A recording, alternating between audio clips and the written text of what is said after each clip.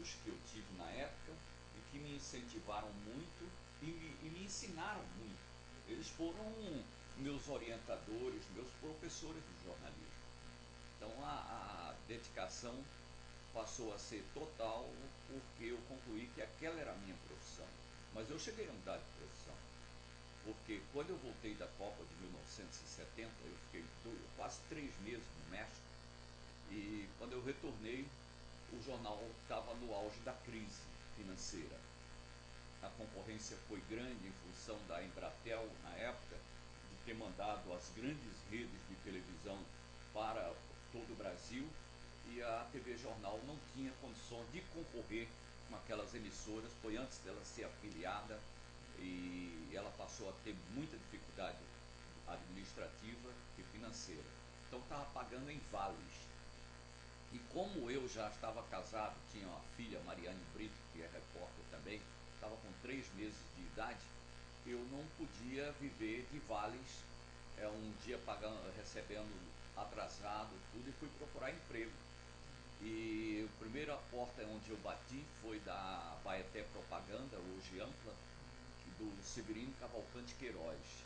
E esse foi outro pai que eu tive, porque ele me deu uma oportunidade de 3 meses como experiência na área de criatividade da agência de textos e atendimento de clientes. E eu cheguei a atender os principais clientes da agência na época, que era Pitu, Fiat Lux, Banorte, quando o Banorte estava no auge do sistema financeiro Banorte. Então, em menos de 3 meses, no primeiro mês ele já me contratou, e eu fiquei mais de 3 anos na Abaeté Propaganda. E de tanto atender o Banorte me levou para ser gerente de marketing. Foi aí que eu fiz os cursos de especialização em marketing, já bancados pelo Banorte. Ainda eu não tinha mais vínculo empregatício com a agência, mas trabalhava interligado com a agência.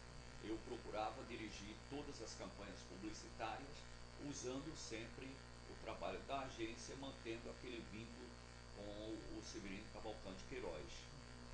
E fiquei mais 3 anos como gerente de marketing do Banorte. Foi quando surgiu o convite para vir para a TV Globo, sem eu nunca ter trabalhado em televisão, nunca ter feito rádio. Enfrentei a câmera pela primeira vez no dia que cheguei aqui para saber quanto ia ganhar e aceitar o convite. Foi quando começou o Globo Esporte aqui em Recife. Veio o carro de externa para iniciar as transmissões esportivas e, consequentemente, o primeiro Globo Esporte daqui. Eu fui o primeiro apresentador do Globo Esporte em Pernambuco. E com o tempo fui cobrindo, houve uma divergência do banco. No início, os 2 primeiros meses eu tentei conciliar Globo e Banorte, até que o Banorte queria que eu tivesse exclusividade. Me ofereceram até, através do Nelson da Mata, que era o diretor na época, me pagar o que eu ia ganhar na Globo para que eu ficasse no banco. E eu já ia ganhar na Globo a metade do que eu ganhava no banco. Então eu recusei um salário do banco que era 2 vezes maior ao que eu vim ganhar aqui na TV Globo, porque eu sentia que a minha profissão era jornalista e eu queria continuar dentro da minha profissão. Aí vim para cá.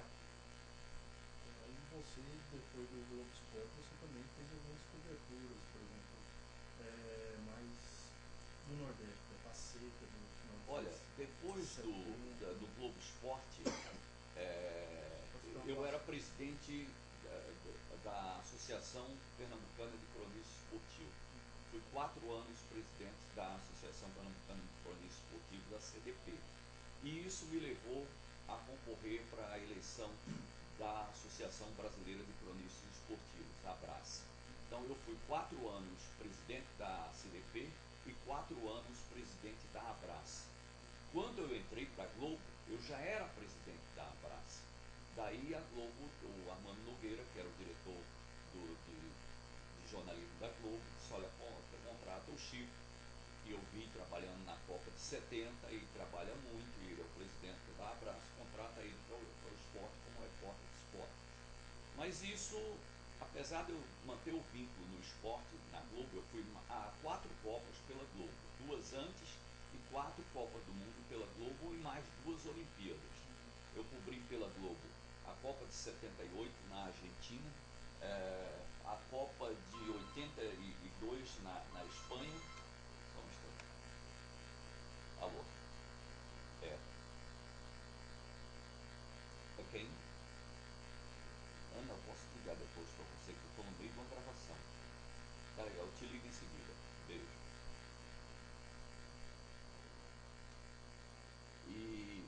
Eu fui a de 82 na Espanha, a de 86, a minha segunda Copa no México, e fui a de 94 para os países adversários do Brasil. E fui às Olimpíadas de Seul e de Los Angeles. Aí depois a Globo passou a criar, evoluir com o esporte, a grandes coberturas, grandes eventos, e foi mantendo cada vez mais especializada a sua equipe de esportes.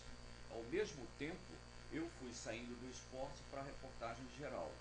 E aí eu tive a oportunidade de já cobrir o sequestro dos embaixadores pelos guerrilheiros do M-19 em Bogotá, na Colômbia, que foi a minha primeira cobertura fora.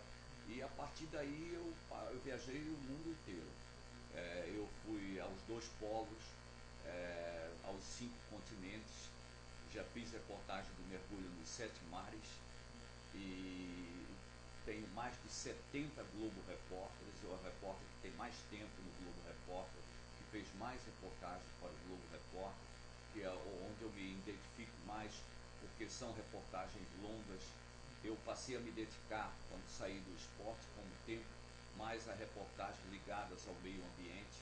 Isso me abriu as portas para ir à barreira de corais da Austrália, ao Mar Vermelho, ao Caribe, ao Pacífico, Galápagos, a lugares paradisíacos, lugares maravilhosos. E ao mesmo tempo você trabalha e aproveita esses lugares. Mas assim, ficou muito marcado suas reportagens sobre o Nordeste. Eu acho que da seca, da ficou Fernando no Noronha, a quando eu comecei a São fazer João, né, etc. quando eu comecei a fazer reportagem fora do esporte, coincidiu que a primeira reportagem que entrou no Jornal Nacional foi uma de um incêndio. Nós estamos gravando essa entrevista no Morro do Peludo, onde fica a sede da Globo. Daqui da janela você vê o Recife inteiro. Você está olhando lá para baixo, está vendo o Recife. Então nós saímos daqui no carro da reportagem para fazer um treino do Náutico nos aflitos. Na hora que nós estávamos equipando, nós vimos a fumaça lá no centro do Recife, chegando até as nuvens. Aí eu disse, aquilo é um incêndio grande, vamos para lá. Em vez de fazer o treino, corremos para um incêndio. Era um posto de gasolina que tem ali na Corredor do Bispo, e ele pegou fogo com um carro-tanque dentro e queimou vários carros, e nós chegamos antes até do que os bombeiros. E isso nos permitiu fazer uma reportagem muito autêntica, o tempo todo eu falando de improviso, narrando o que estava acontecendo, a explosão do carro-pipa, do carro que estava, do carro de combustível. E essa matéria o Jornal Nacional não pôde me tirar, porque sempre eles tiravam um repórter que não era. Nessa época, só 8 repórteres entravam no Jornal Nacional. Hoje, todas as praças têm repórteres autorizados, são chamados os repórteres de rede, que podem entrar no Jornal Nacional. Só 8 da Globo. Na época, só 8 da Globo podiam entrar, e nenhum do Norte e Nordeste, nenhum do Sul. Eram centralizados no Rio, em São Paulo e em Brasília. Fora isso, nenhum era autorizado a entrar. E aí a Globo viu a reportagem e resolveram investir em mim. E até a Alice Maria, que era diretora de jornalismo, ela disse, manda ele para o Rio para dar roupa para ele, que essa camisa quadriculada que ele está é horrível, esse cabelo dele está muito grande para repórter, e ter aula com a Glorinha Gottemiller, que era a fonoaudióloga da Globo, famosa porque cuidava também do elenco, dos atores, dos apresentadores da Globo. E com a Glorinha Beltimira eu tinha aula na casa dela, na Tijuca, e durante muito tempo ela até tentou mudar a minha maneira de falar. Por exemplo, com exercícios tipo, diga Olinda, mas nós nordestinos falamos com o O aberto, Olinda, e não Olinda. E ela dizia Olinda, eu respondia Olinda, Olinda, Olinda, ela viu que não podia mudar. E foi aí que eu conquistei a independência do meu sotaque, porque o próprio Armando Nogueira reconheceu que ele não podia ter um jornal nacional com todos os repórteres falando da mesma maneira. Um repórter nordestino falar Olinda, Olinda, Olinda, o que ia ser estranho para as pessoas daqui, dizer, pô, esse cara nem mora no Rio e está falando como carioca. E ele entendeu isso, e aí foi liberado também para Geraldo Canale de Porto Alegre, que foi autorizado a entrar com o sotaque gaúcho, e eu fiquei até hoje, desde 1978, após a Copa de 78, liberado para entrar no Jornal Nacional direto.